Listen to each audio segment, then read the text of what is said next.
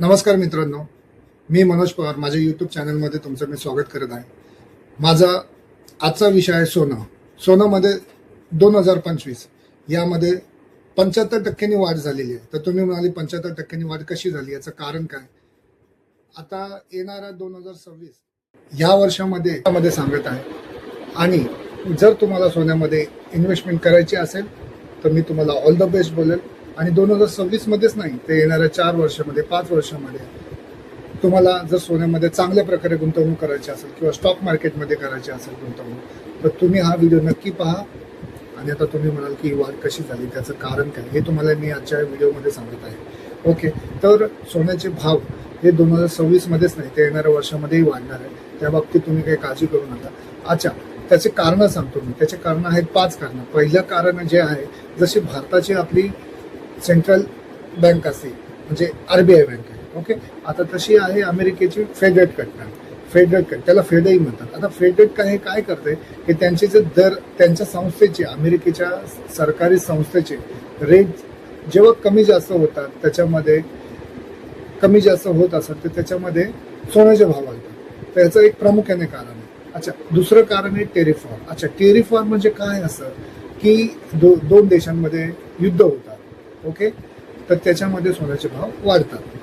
अच्छा, तिसरं कारण आहे जेव्हा डॉलरचा रेट हा कमी होतो तेव्हा सोन्याचे भाव वाढतात.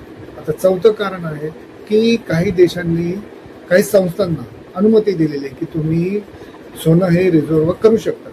ओके, आता 5वं कारण आहे, हे तुम्हाला मी सांगतो वर्ल्ड बँकेच्या माहितीनुसार सांगतो. ओके, तर आपल्या भारताकडे अशी माहिती आहे की 880 टन हे भारताकडे सोनं आहे. आणि चायनाकडे आहे 2300 टन. असं बघायला गेलं तर चायनाकडे हे खूप जास्त सोनं आहे.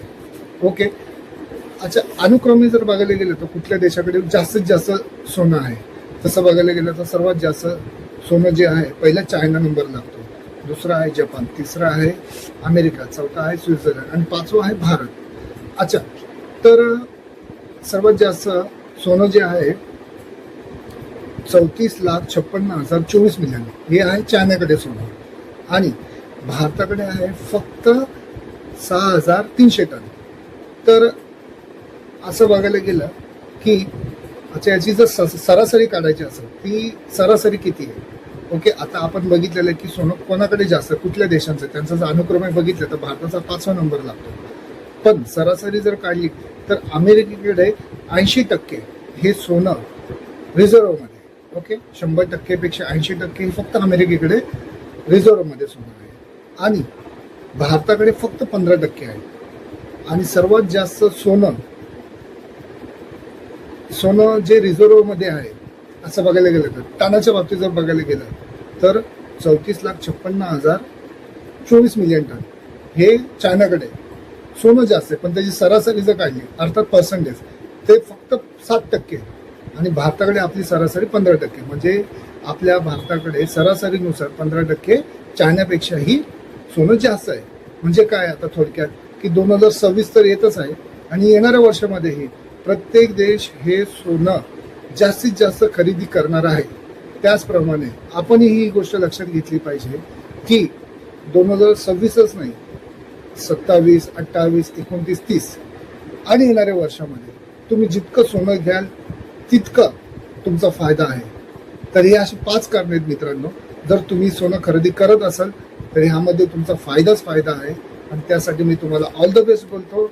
आणि आता मी माझी इथं रजा घेतो. धन्यवाद. जय Bharat. Stay healthy. All the best. Good luck.